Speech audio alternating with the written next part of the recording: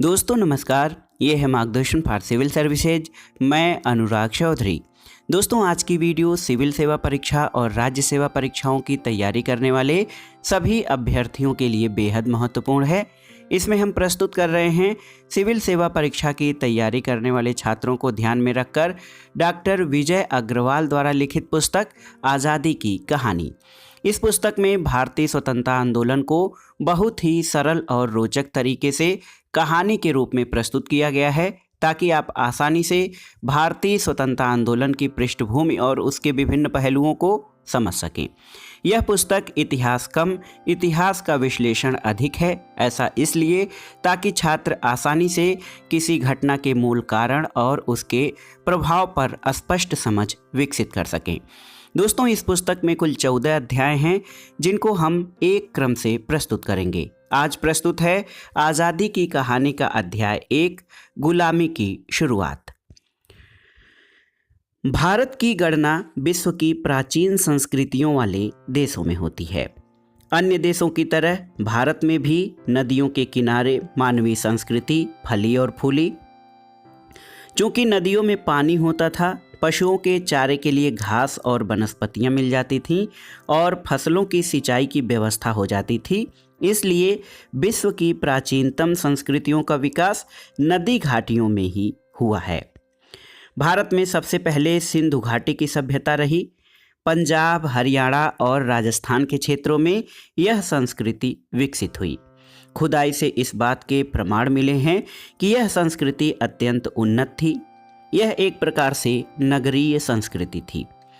बाद में गंगा नदी के मैदान में वैदिक संस्कृति का विकास हुआ और इसी युग में वेदों की रचना की गई। यह युग आध्यात्मिक चिंतन की दृष्टि से महान युग माना जाता है।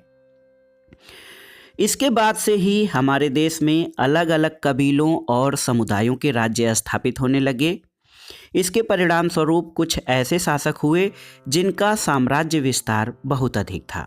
सम्राट अशोक, चंद्रगुप्त, विक्रमादित्य और हर्षवर्धन ऐसे ही सम्राट थे। इस बीच विदेशों से भी छोटे मोटे आक्रमण होते रहते थे। हमारे यहाँ शक शासक आए, हूण आए और कुषाण आए।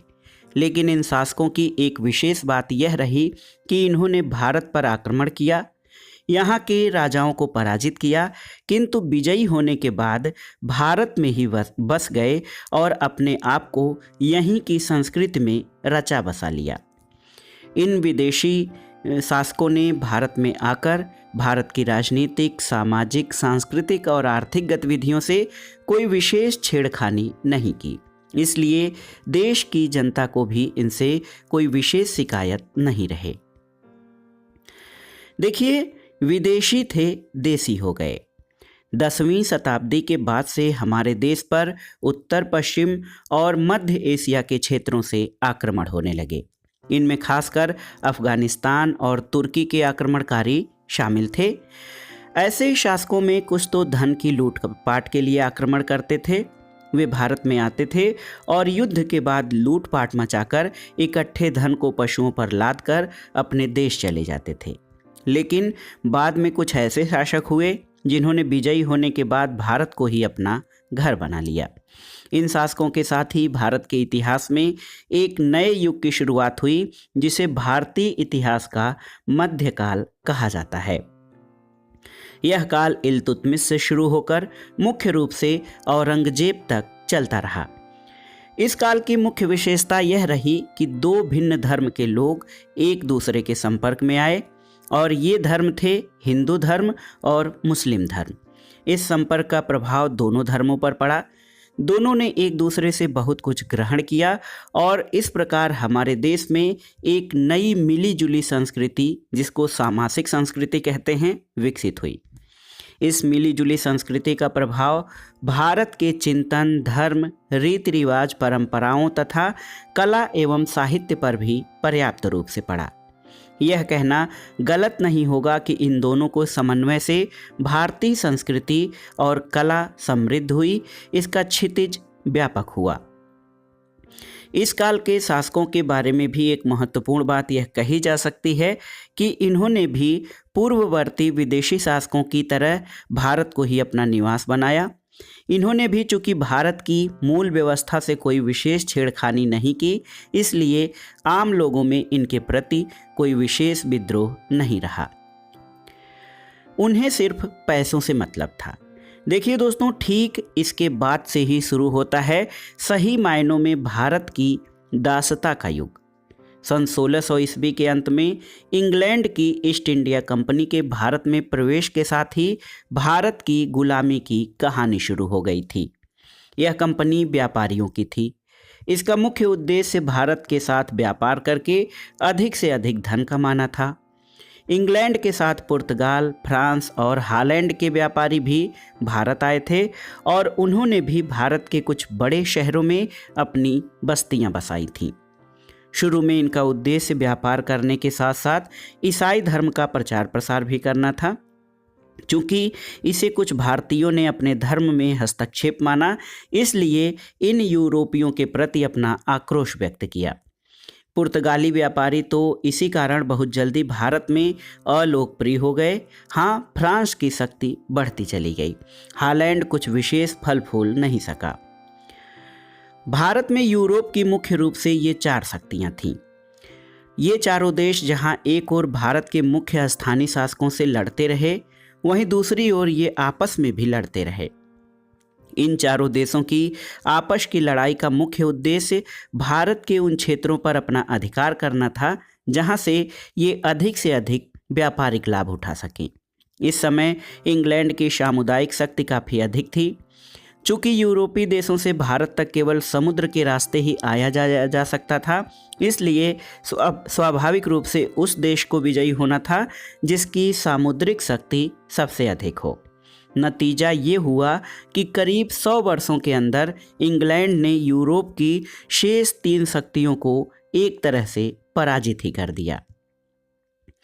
ईस्ट इंडिया कंपनी की बढ़ती महत्वाकांक्षाएं। दोस्तों, यूरोपीय शक्तियों को पराजित करने के बाद ब्रिटेन ने अपना ध्यान भारत के शासकों पर अपना प्रभुत्व स्थापित करने पर लगाया। अब तक ब्रिटेन भारत में केवल एक व्यापारी के रूप में था।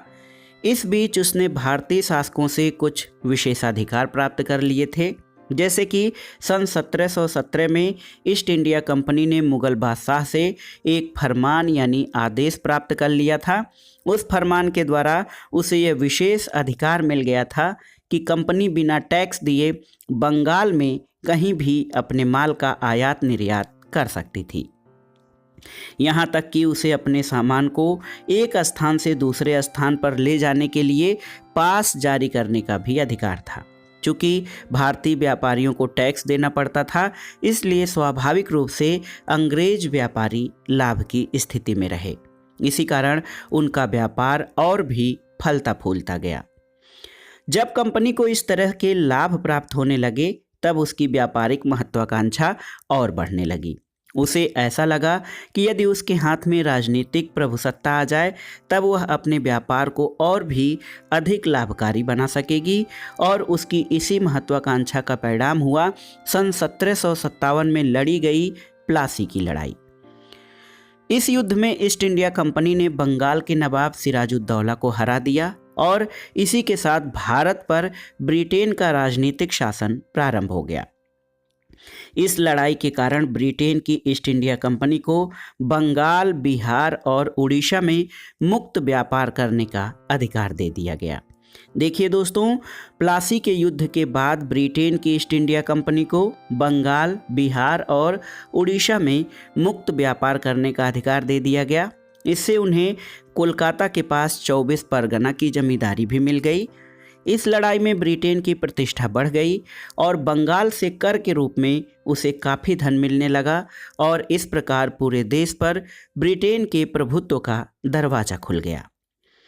इसके बाद आधुनिक भारत के इतिहास की दूसरी महत्वपूर्ण लड़ाई 7 वर्ष बाद 1764 में बक्सर में लड़ी गई।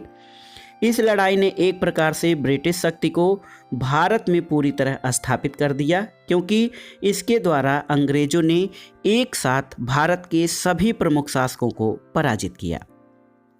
ये शासक कौन कौन थे? इसमें बंगाल का मीर कासिम, अवध का नवाब शुजाउद्दौला और मुगल बादशाह शाह आलम द्वितीय थे।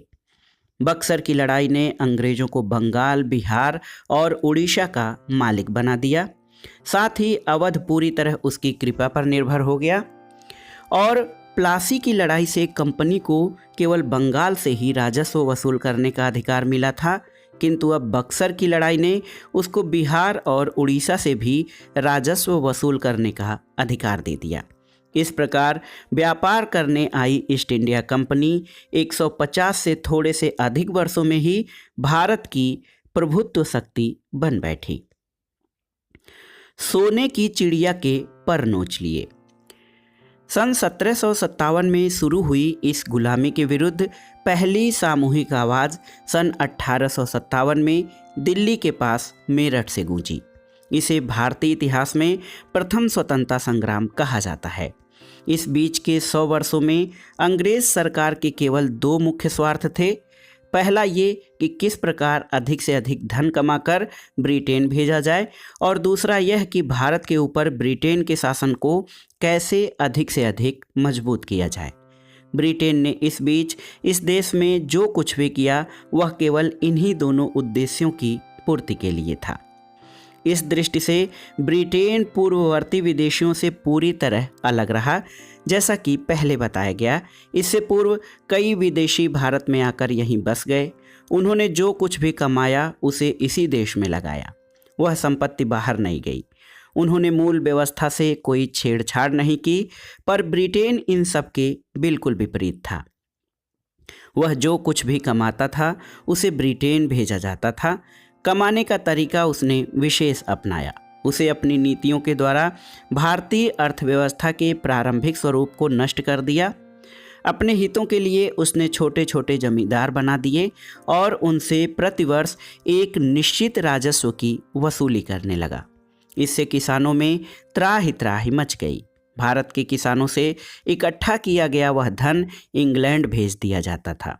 कहा तो ये जरूर जाता है कि इसी समय ब्रिटेन में जो औद्योगिक क्रांति हुई वह बहुत कुछ भारत से भेजे गए धन के कारण ही हुई। इस प्रकार ब्रिटेन के प्रतिनिधित्व में देश का जबरदस्त आर्थिक शोषण होने लगा। ब्रिटेन ने भारतीय हस्तकला उद्योग को भी नष्ट करने में कोई कसर नहीं छोड़ी। उस समय भारतीय वस्त्र विश्व में श्रेष्ठ माना जाता था। यूरोपीय देशों को भारत से कपड़ा निर्यात किया जाता था।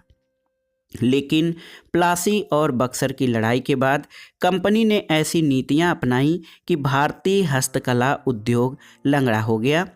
अंग्रेजों ने बुनकरों को इस बात के लिए मजबूर किया कि वे अपना माल सस्ती दरों पर अंग्रेजों को बेचें, भले इससे उन्हें घाटा ही क्यों न होता हो।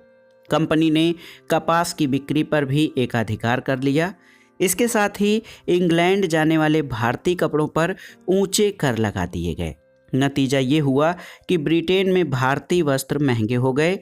दूसरी ओर ब्रिटेन में मशीन से बने हुए वस्त्रों का मूल्य काफ़ी सस्ता होता था और इस प्रकार यह सूती कपड़ा एक प्रकार से ब्रिटेन में औद्योगिक क्रांति का मुख्य आधार बन गया। अंग्रेजों के शासन के दुष्परिणाम कुछ वर्षों बाद दिखाई पड़ने लगे और इसके परिणाम स्वरूप जगह जगह उसके विरुद्ध आक्रोश व्यक्त होने लगा। तो दोस्तों, ये था आज़ादी की कहानी का अध्याय 1, गुलामी की शुरुआत। इसमें हमने उस पृष्ठभूमि को समझा और जाना कि किस प्रकार ब्रिटिश जो थे अन्य विदेशी आक्रांताओं से भिन्न थे।